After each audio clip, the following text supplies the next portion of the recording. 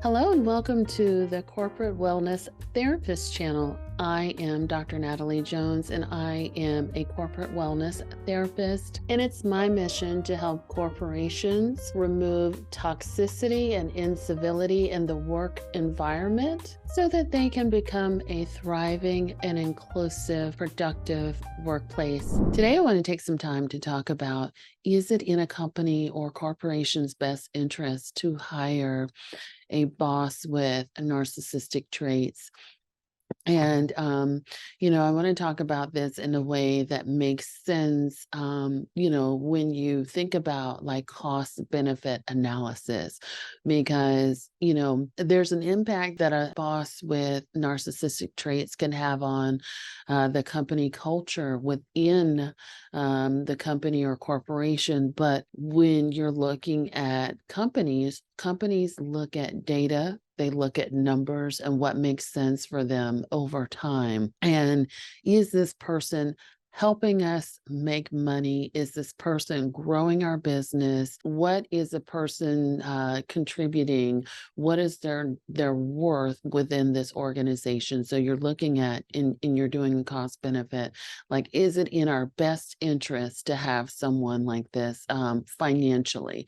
When we look at the numbers, when we look at the output of what we're doing and the kind of clients that we're retaining. Okay, and so I want to talk about that a little bit, because when you have a narcissistic boss, right, you have to think about what a narcissist is. A narcissist is a person that's completely self absorbed, very egotistical, lacks empathy, feels very entitled, right? And it's very controlling and manipulative. And so when you think about those types of traits, is that the type of traits that's going to work well in a boss and CEO? And surprisingly, there are a lot of CEOs and bosses who have narcissistic traits, because narcissists are very ego driven.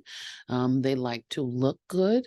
And so for people that like to look good, they typically tend to perform in a way that helps them have a great outwardly appearance, and work falls into that category a lot of times. So they oftentimes want to be associated or known as the best of the best, right? And so they're going to at least have the image that portrays them to be hardworking. Now, that's not always the case when you look at when you break it down and you really start to look at what's going on underneath the hood.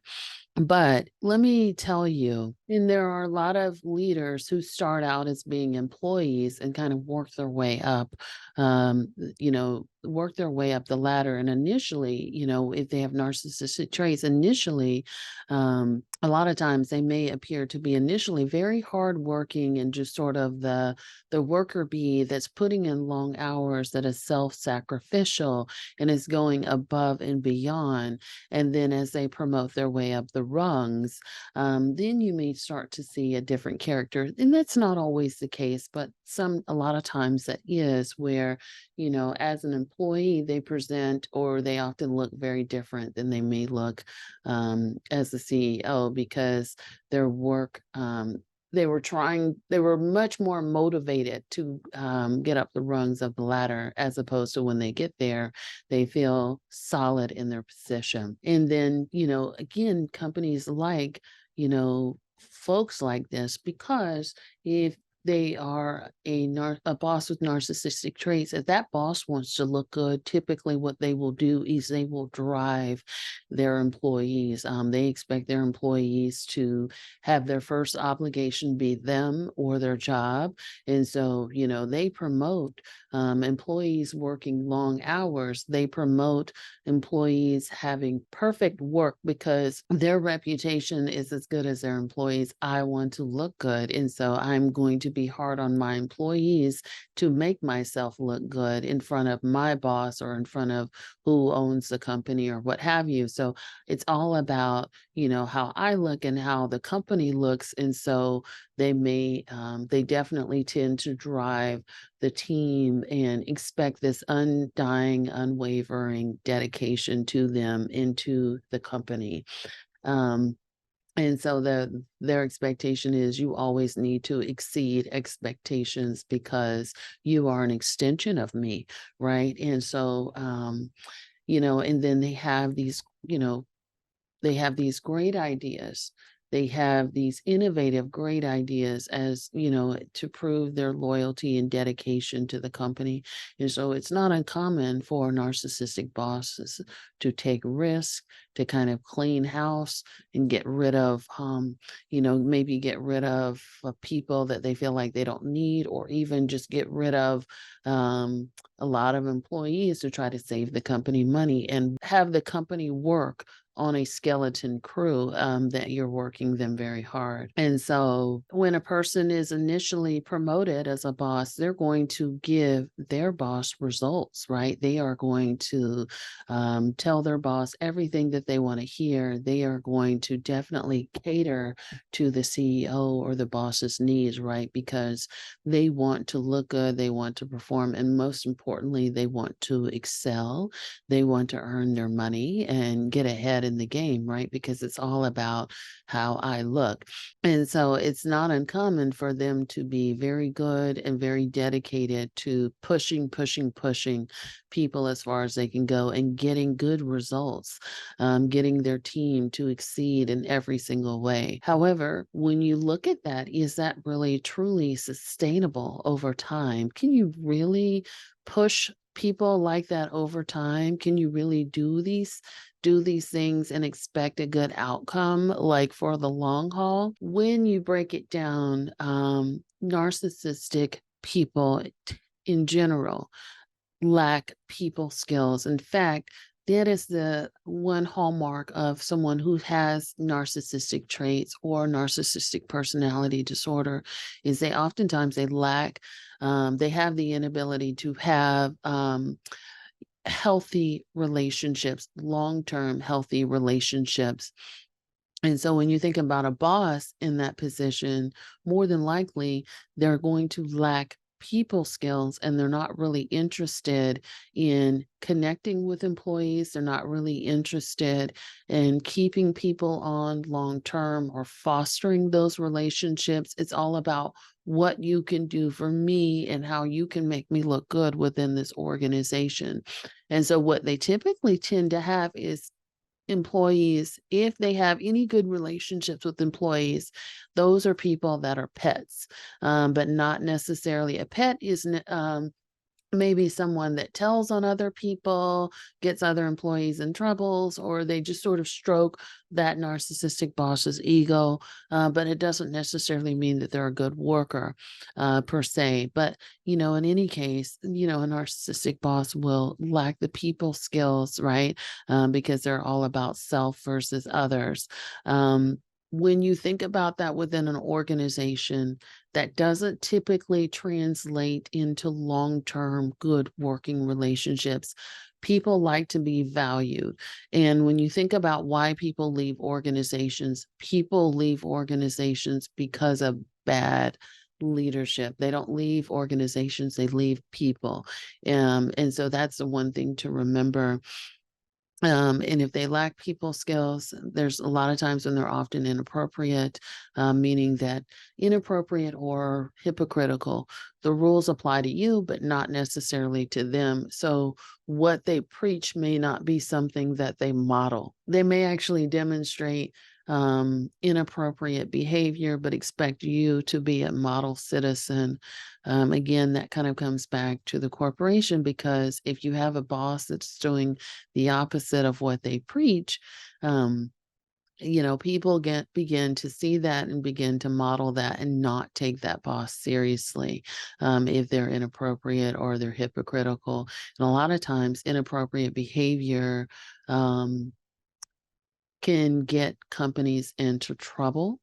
And, there's, some people may look the other way for a certain amount of time, but if you have a boss that's inappropriate, again, over the long haul, that may show up in the form of HR complaints, national complaints, lawsuits, people that don't necessarily take work seriously and they don't want to come to work because their boss may be inappropriate.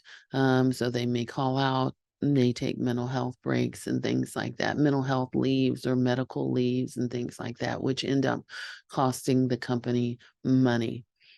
When you think about, narcissistic people, another thing they do is they triangulate, pit people against each other, and they may enable poor behaving employees. They may, they may pick a favorite employee. Again, that's the pet employee, and may demonize other employees, which may lead to public scoldings or, just not treating other employees well at all. And so creating a hostile work environment where people may be talking about each other, people may dislike each other, or people may see other people getting prioritized or favorite treatment, and so that creates that hostile work environment. And again, that doesn't. People don't want to stay in a company culture where the environment is hostile, it's unpredictable, or where they just don't feel good, or where they're never told that they do a great job, or that you have people that aren't even doing half the work and they're treated as the favorite. And then they're kind of, breaking their back, blood, sweat, and tears. But they don't really get any appreciation for it. It's going to lead to a very quick burnout. It's also going to lead to resentment. And when you have resentment and burnout, there's a trickle down effect. So one thing you have is high turnover. The other thing along with high turnover is you have people that start to talk and that information spreads. So they may be telling peers, family, whoever, may even be, now we're in the age of social media. So people may be writing about it on the internet, all these kind of things. And so they definitely this definitely has a ripple down effect where you have sort of this revolving door of employees. You have this negative feedback out there, and you're just known for a place that has a hostile work environment and things like that. And, you can also see stuff like this again as you speak to the internet. Go to places like glassdoor.com and look at the reputation of employees, and you could see of employers, and you can see what employees have written about their employers. And, you could see, how people feel about places where they work. Right. And that's something that anybody could look at because once it's out there, it's out there. When it becomes all about, and lastly, what I'll say is when you have a narcissistic boss and when it becomes all about feeding their ego, they become worried. They're more invested in themselves than they are in anyone else. And they're only worried about how things will impact them, how things will make them look. And so at some point, they're not necessarily thinking about loyalty. They're not thinking about loyalty to an organization. They're thinking about loyalty to themselves. And so what tends to happen when people are thinking about themselves is they start acting for themselves. They are very selfish. They may make foolish decisions that aren't necessarily thought through extensively. And then they just start to act, they may be reckless at times. So that's something to think about when you think about things where you think about situations where people can be reckless. And when you think about us being in the age of social media and the internet, here in the Bay Area, there's been a lot of layoffs and things like that. And I remember at the beginning of the layoff season, is what I'll call it, earlier this year, there were a few companies in the way that they laid off their employees that made the news because of the way that they laid off employees.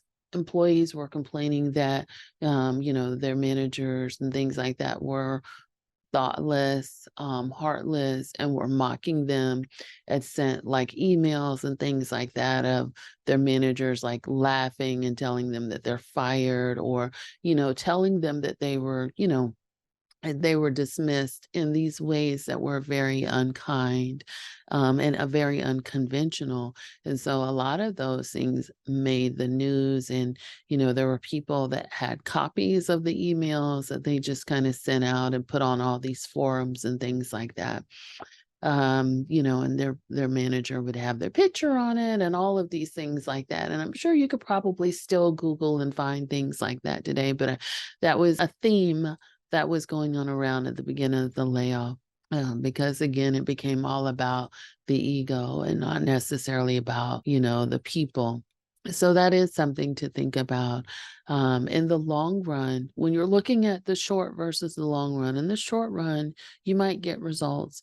You get these employees putting out these fabulous numbers of productivity and, getting their work done. But over the long term, it's not sustainable. More than likely, it's going to cost your company money, even if the company is owned and ran by a person with narcissistic traits. Typically, they will have to spend some money to kind of clean up a lot of things that are due to those personality traits. It leads to a hostile work environment. Hostile work environments lead to employers having to spend money by paying for leaves, absences, no shows, or call outs to work, not to mention lawsuits, maybe even getting audited or other things like that, where people start reaching out to third parties outside of the organization and things like that. And again, you know, you lose a lot of good people that may have supported the company mission at one point in time, but that leader is going to end up costing you money on the long run. So let me know down in the comments on whether or not you think it's in the company's best interest to have a leader with narcissistic traits. And until next time, you guys take care of yourselves and be well.